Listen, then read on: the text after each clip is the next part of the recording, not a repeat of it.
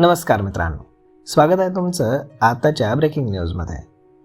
मित्रांनो, स्थानिक स्वराज्य संस्थांच्या निवडणुकीच्या रणधुमाळीमध्ये महाराष्ट्र सरकारने एक मोठा निर्णय घेतला आहे.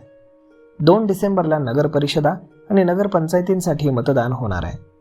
या निवडणुकांसाठी नागरिकांना मतदान करता यावं यासाठी सरकारने एक मोठा निर्णय घेतला आहे. 2 डिसेंबरला पगारी सुट्टी मिळणार आहे. या निवडणुकीसाठी राज्यातील विविध आस्थापनं, व्यवसाय आणि कामाच्या ठिकाणी कार्यरत असलेल्या कर्मचाऱ्यांना पगारी सुट्टी सरकारनं जाहीर केली. महाराष्ट्रातील स्थानिक स्वराज्य संस्थांच्या निवडणुका या प्रदीर्घ काळापासून प्रलंबित होत्या. या निवडणुकांचा पहिला टप्पा येत्या 2 डिसेंबरला पार पडतोय. पहिल्या टप्प्यामध्ये महाराष्ट्रातील 246 नगर परिषदा आणि 42 नगरपंचायतींमध्ये निवडणुका होणार आहेत आणि त्यासाठी जोरदार तयारी सुरू आहे.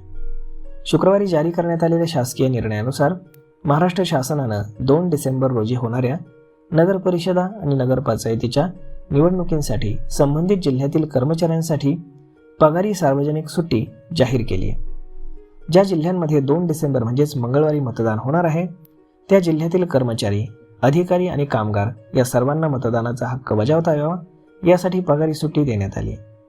उद्योग, ऊर्जा आणि कामगार विभागाकडून सांगण्यात आले की मागच्या वेळी झालेल्या निवडणुकांमध्ये काही आस्थापनांनी पगारी सुट्टी किंवा कामातून वेळ दिलेली नाही. त्यामुळे अनेकांना त्यांच्या मतदानाच्या हक्कापासून वंचित राहावं लागलं होतं. परंतु यावेळी तसं घडू नये आणि सर्व पात्र नागरिक आपला मतदानाचा हक्क बजावू शकतील याची खात्री करण्यासाठी सरकारकडनं हा निर्णय घेण्यात आला आहे. लोकप्रतिनिधी कायदा 1951 मधील तरतुदीनुसार मतदानाच्या दिवशी मतदारांना पगारी सुट्टी देणं हे बंधनकारक आहे. ही सुट्टीची अट त्या सर्व कामगार, कर्मचारी आणि अधिकाऱ्यांसाठी लागू असते जे मतदान क्षेत्रातील मतदार आहेत. त्यांचं कामाचं ठिकाण हे मतदारसंघाच्या आत असो किंवा बाहेर तरी देखील त्यांना सुट्टी देणं बंधनकारक आहे. कामगार विभागाअंतर्गत येणाऱ्या सर्व आस्थापनांना, ज्यामध्ये कारखाने, दुकान, हॉटेल, व्यावसायिक आस्थापनं, IT कंपन्या, मॉल्स आणि किरकोळ विक्री केंद्र यांचाही समावेश होतो. या सर्वांना निर्देशाचं पालन करणं आवश्यक आहे. त्यांना कामगारांना भर पगारी सुट्टी द्यावी लागणार आहे आणि जर हे नियम पाळले नाहीत तर कारवाई केली जाणार आहे. पगारी सुट्टी किंवा पुरेसा वेळ न दिल्यास याबाबत तक्रारी प्राप्त झाल्यास संबंधित आस्थापनांवरती कारवाई करण्याचे निर्देश देण्यात आलेले आहेत. तर मग मित्रांनो, अशा पद्धतीने आता 2 डिसेंबर रोजी पगारी सुट्टी कर्मचाऱ्यांना मिळणार आहे. मग ते खाजगी कर्मचारी असोत किंवा मग सरकारी कर्मचारी.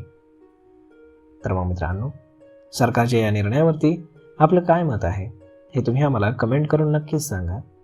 आणि जर हा व्हिडिओ तुम्हाला आवडला असेल तर आपल्या जवळच्या मित्रमंडळींसोबत देखील हा व्हिडिओ तुम्ही शेअर करायला विसरू नका. धन्यवाद.